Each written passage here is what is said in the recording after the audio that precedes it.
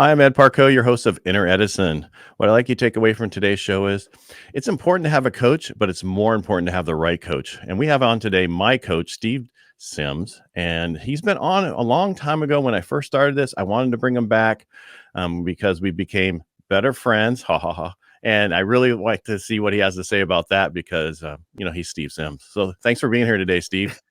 Thank you. What an intro. Thank you very much. I think I appreciate that. Well, it's funny when you go into business with people, right? Coaching or whatever, and sometimes you become good friends. We find that in our industry, since we sell high ticket items, that a lot of people have to become your friend to get to be comfortable with what you do. I just think you've just been around me so much, you finally found out how much you really like me. I think it's just important in life to surround yourself with people that you can easily connect with. If there's too much effort, even in a relationship, even in a conversation, then don't have it. So there's enough people in the planet that you can actually surround yourself, whether it be coaching clients, whether it be attendees, whatever. Just make sure it's people that you can converse with no stress and friction. I think I want to go back to your book when you talk about the chug test, that you don't want to do anything with anybody you wouldn't have a beer with, and I think that's a great way to put it. And I think everybody should, first of all, read your book. If you can't read very well, get the Audible version; it's really good. And I act like I've listened to it multiple times. I give your book out all the time.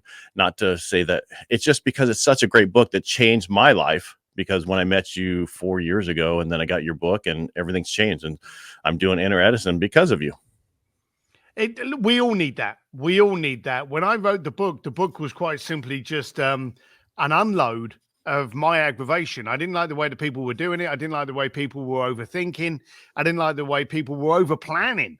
And so when I got the chance to write the book, I jumped on it. One, because I got paid very well, and that's not to boast. But when you release a book, there are two mindsets when you release it. Have you been paid to release it? Therefore, you get to release what you want. Or are you releasing it to be paid? Be releasing it to get people to buy it? When you're selling a book, you write a different book to capture a wider market. By being paid at the beginning, I was able to go, right, well, I'm off the hook about making any money. I'll write what I need to say. I didn't know if it was going to affect people. I didn't know if it was going to change people. And I was very astonished that there were a lot of people out there just as aggravated as me. And, case in point yourself, that read the book. And as you'll openly admit, it's very basic and primitive and easy to read and easy to absorb. But so many people aren't doing it because they're out planning themselves out of a situation. I totally agree. Most of the time we actually think too long.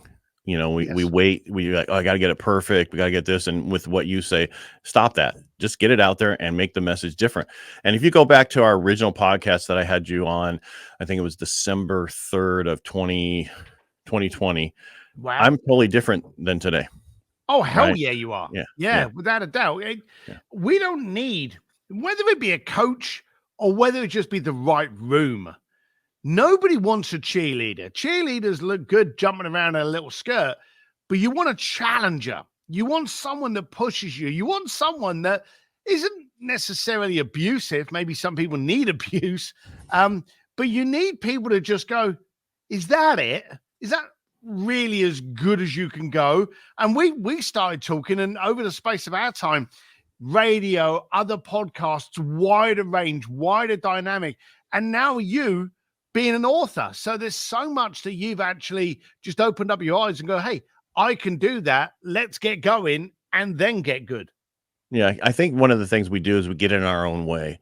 Yeah. We think, who am I? So what? I've done this for 20 years and I can do all this stuff. But you don't think about there's other people out there who can use the knowledge you've created and things that you've done to help them become successful and do and understand things. And that's one of the things that I had to do, was get out of my own way and understand that. And that's with what you helped me. So I appreciate that. Good. Well, you've done it very well. But it's very easy to help people realize it's impossible to get them to action. And the beauty of yourself is you've noticed what you were missing out on. You've noticed what you were being blinded by. And then you've gone, right, saw it, out of it. And you've actually taken a lot of action. So, I'd love to take all the credit because I need that. My ego needs to be rubbed on a constant basis. But if it wasn't for you taking action, then it wouldn't be going anywhere. So it's all you, boy. And I'm not saying it isn't part what we do, but you actually helped us just get it out there. Stop worrying about it being perfect. And that was me with video. I remember going through your AOTC class and you're like, send the videos. And I'm like, I ain't sending the videos. And then finally I started, with the Helping the Brave. We did that live through LinkedIn, Facebook, and YouTube. And it was like, wow, this is so easy. Why am I not doing this?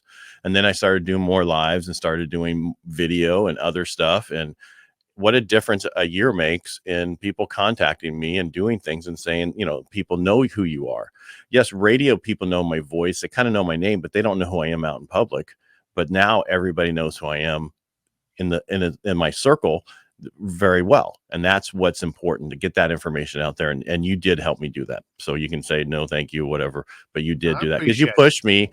Just like you do a good coach isn't yelling at you to get it done. They're like, this is what you need to do. Get it done. Right. When are you going to get this done? When are you going to send me that stuff? When are you going to do that? Just like we were doing when we were doing the sales stuff for me, the videos, you were like, are you going to send those in? I'm like, yeah, I'll have them here to you at this time. And at that point, I did get them to you at the time I said I would. So. You did. You just need someone to challenge and just be there, just to kind of prod a little bit. And whenever anyone is actually looking for a coach, you've got to look at the substance and you've got to look at the credibility. Don't look at the Instagram page. Don't look at how pretty they are leaning up against a car. Have they done what you're trying to do? And here's the daft thing. Not always in the industry. I found it very surprising, as you're aware, that I speak a lot and train and coach in the mortgage industry, an industry that I had nothing to do with and no knowledge of, but it was all based on the ability of one person to communicate the solution to another person. And the trouble is, all of the coaches, I don't want to say all of them, I'll retract that. A lot of the coaches in that sandpit were teaching the basics of what they learned in 1975. And the world has changed. The world's not the same that it was 6 months ago, let alone 10 years. Right. So sometimes you've got to get out of your industry and go back to the basics. And a lot of the time, the basics are communication, relationships, connectivity, establishing yourself as a solution rather than as a Tinder profile, and actually focusing on the client's needs, not yours. And so a good coach will be able to help you as long as you can identify that they have the assets that would make you better. Yeah. And I totally agree, because I got tired of my industry. They would put the same people up there, stand on stage. I'm doing so many units per month and I'm doing this. And you find out that the guy owns a branch and he has all these people underneath him that he hired. They're doing all the business, but he's acting like he's doing all the business. That's not what I want. I want to know how the one person is doing everything with their with their assistants, this and this, and how to build that.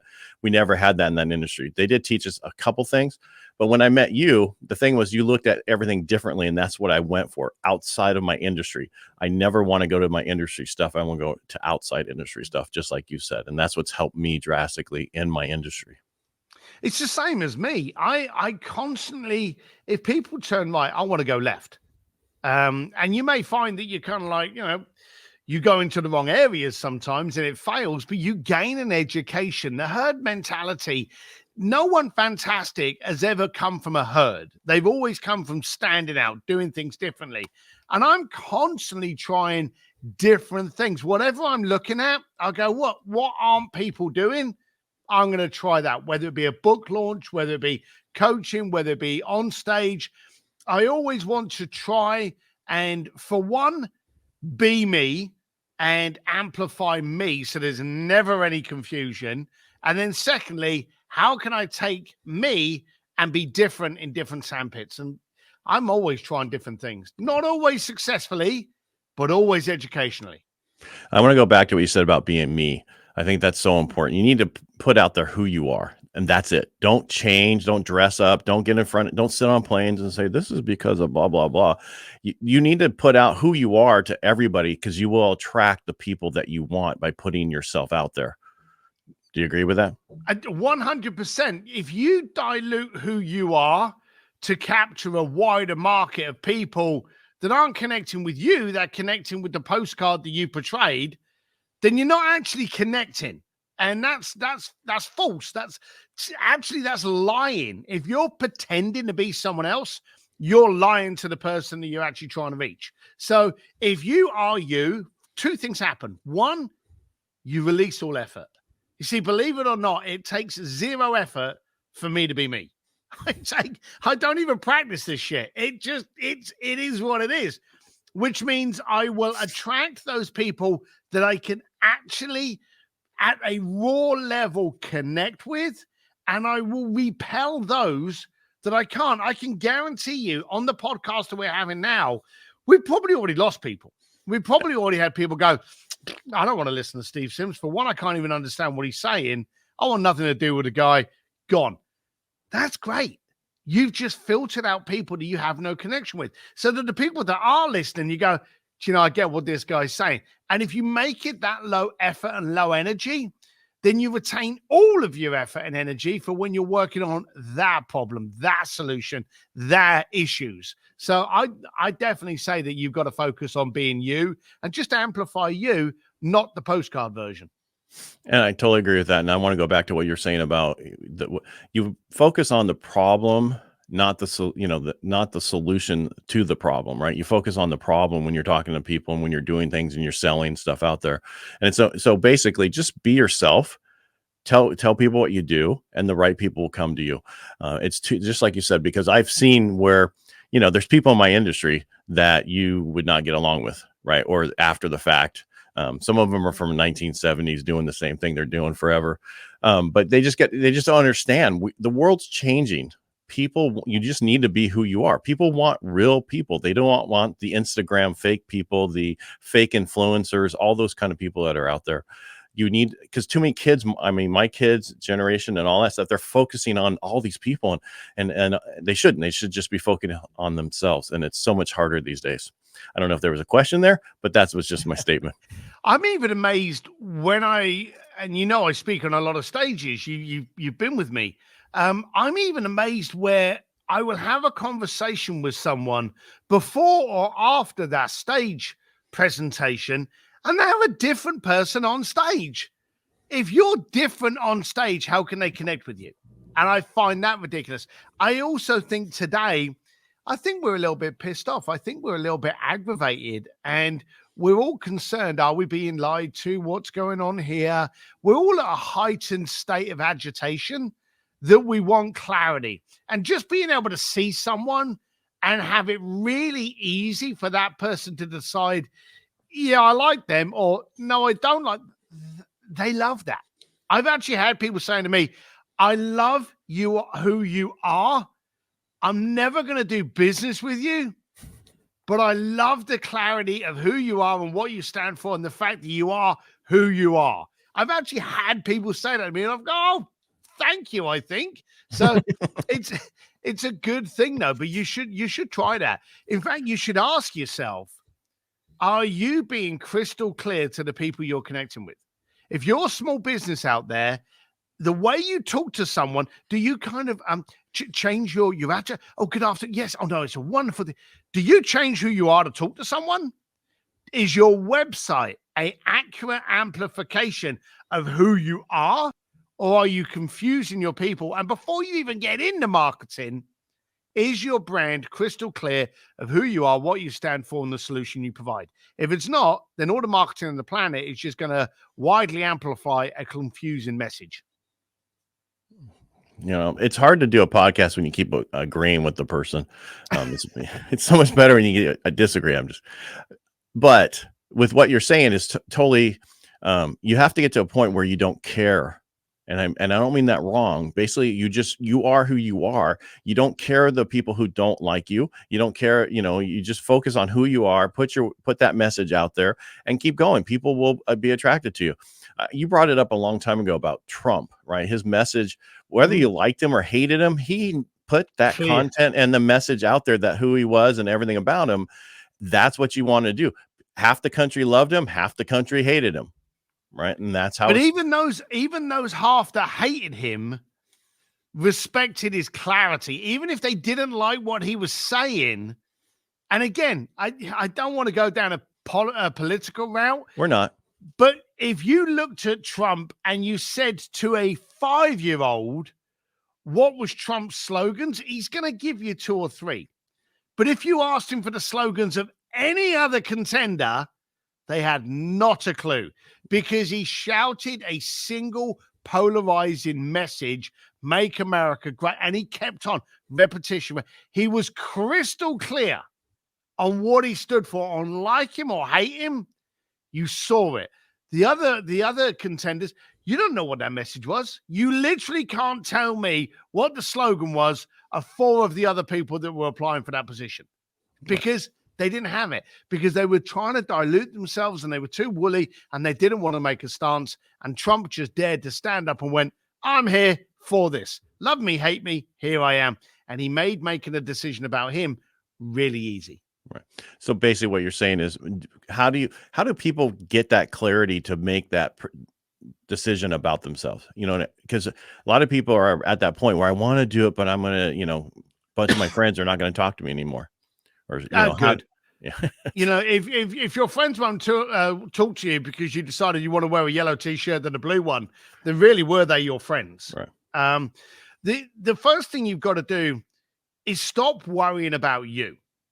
Start focusing on how can you help somebody else? What are you the solution to, and who has that problem? You see, the beautiful thing is, if you spend too much time worrying on you, you're looking inwards. You can't go forwards looking at your feet. So you've got to be able to focus on, okay, who am I? What do I stand for? What do I do? And who can I help with that?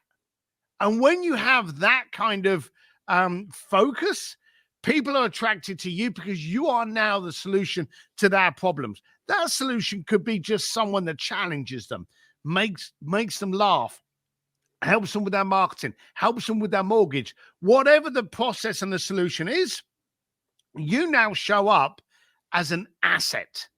And that's what we need today. How many people out there have friends that they've had from high school, but they don't really like them? Are they friends? Or are they acquaintances? And so you've got to do that chug test. You've got to harvest and clean out and weed out all of those people in your life that don't push you, don't challenge you, don't inspire you, don't motivate you.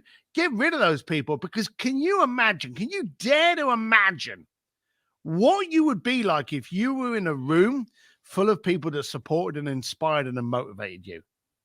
Now, we've been in those rooms. We've created those rooms.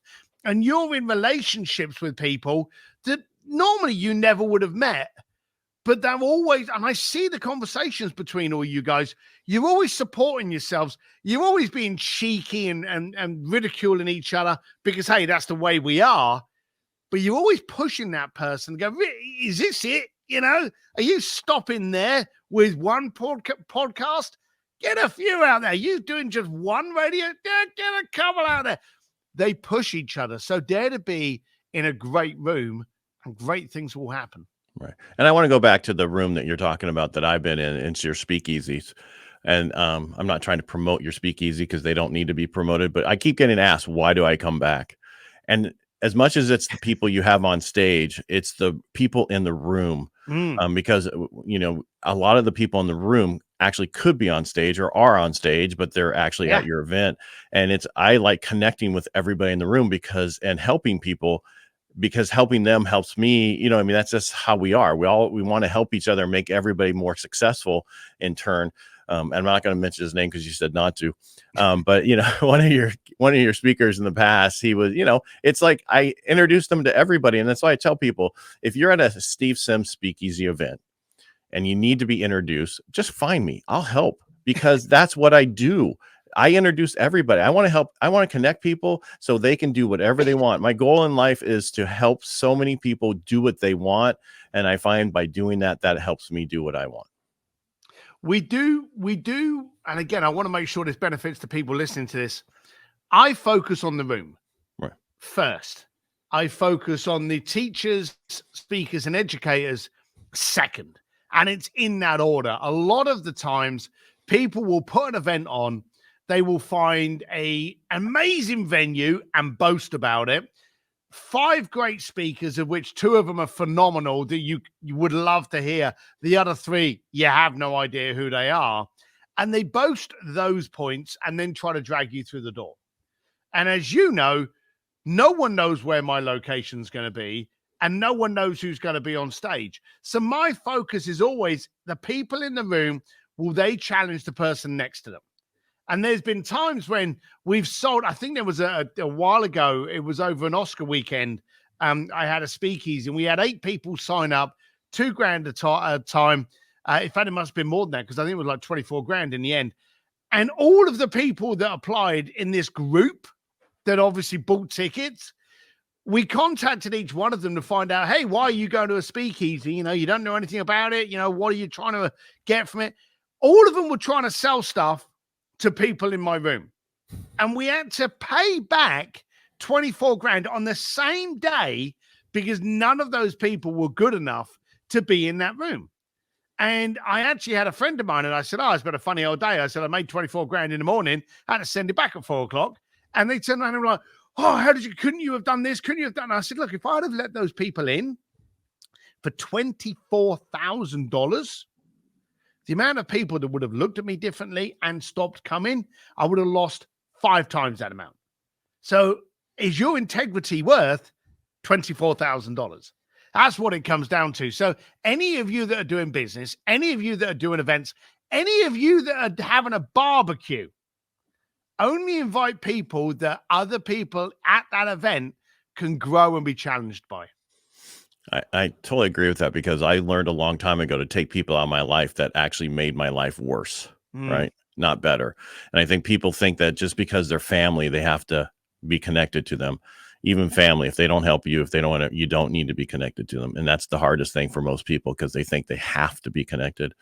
But we were talking, and we were talking about message and getting that message out there, and the people are going to be listening to this. They're trying to get their message out there. I know you created a media company called Sims Media to help people get that message out there. You're helping. An original name.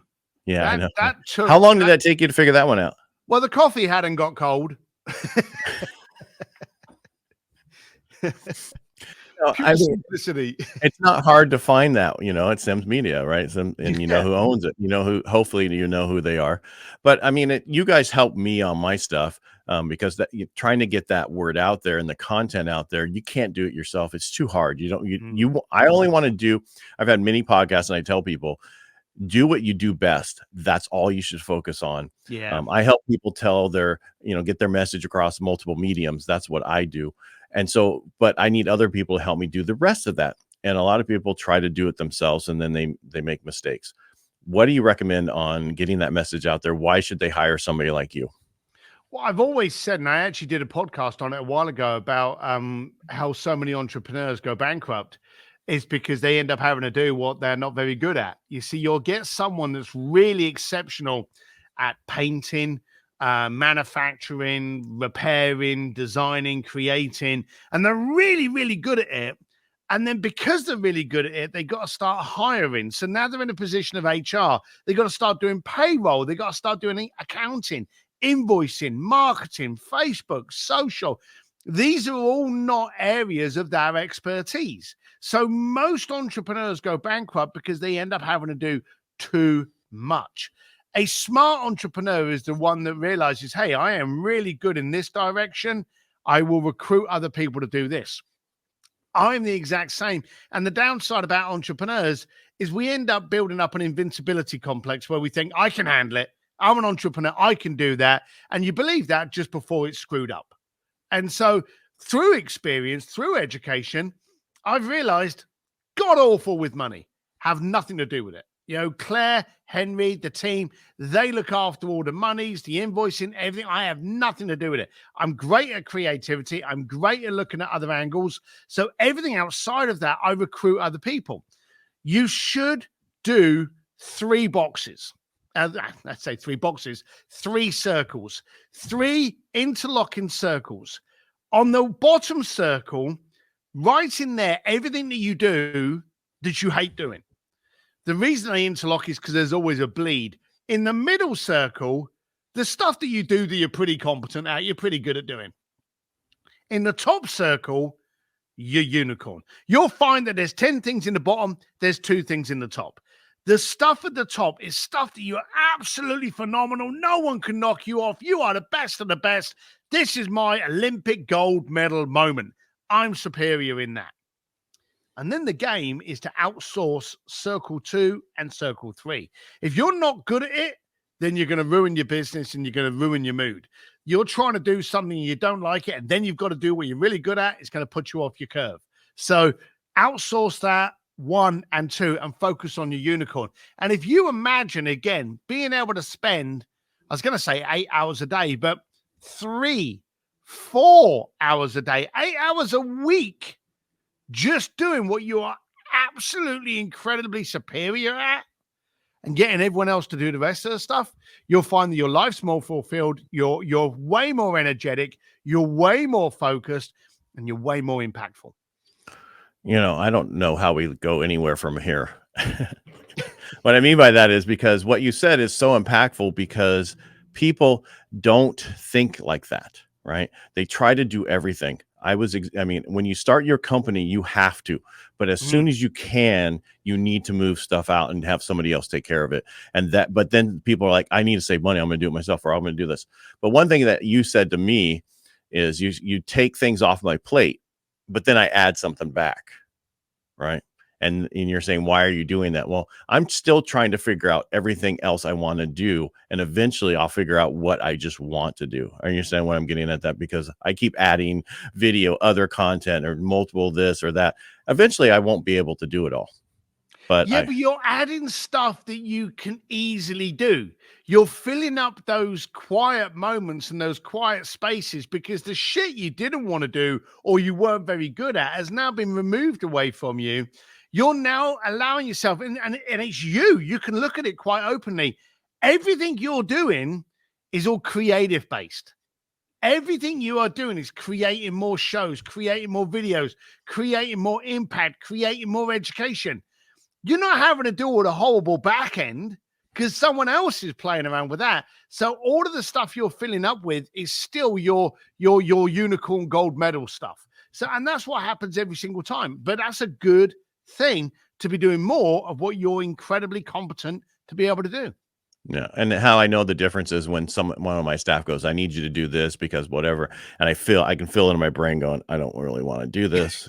Can I get somebody else to do this? Hey, you make that phone call. Can't you just make that phone call for me? Thank you. Yeah. Delegate.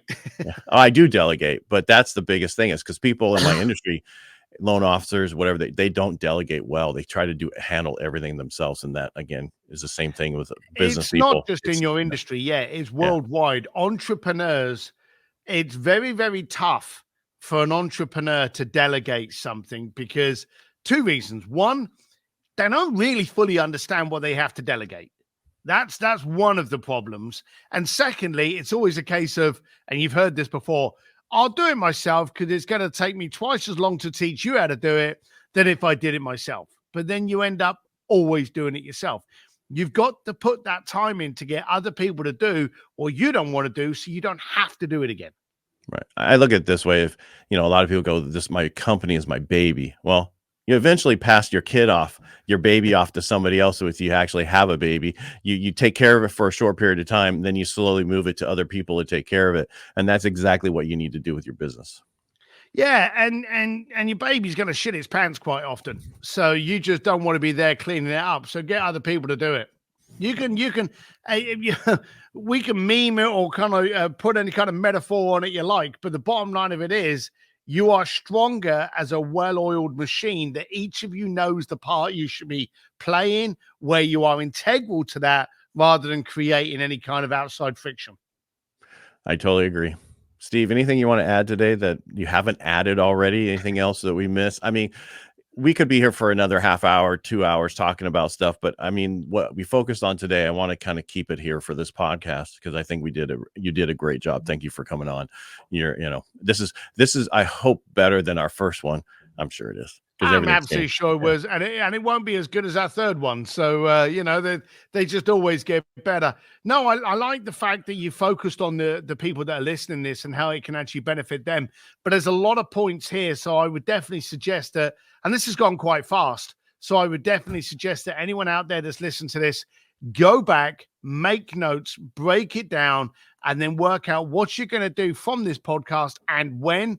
Put the other stuff in reserve or put it into an Outlook calendar and send it to yourself as an invite in like a month's time to go, did I do these elements? Or I've palmed this off. I'll be looking at these elements in a month's time. Did I do the first project? But definitely break it down to what you need to be doing to make your business better. And they can always reach out to us through Instagram and everywhere if they have questions or whatever, because it's, we're available. I mean, I'm available for anybody who has questions or anything else they want to do, talk about things. I know you're always available for people. So I want to thank you for being on today's episode. I really appreciate it. I want to thank everybody for listening to today's episode. And I want to thank you. If you like what we do here, just follow for more. Appreciate it, man. Thanks. And I appreciate it, Steve. I appreciate you every day, but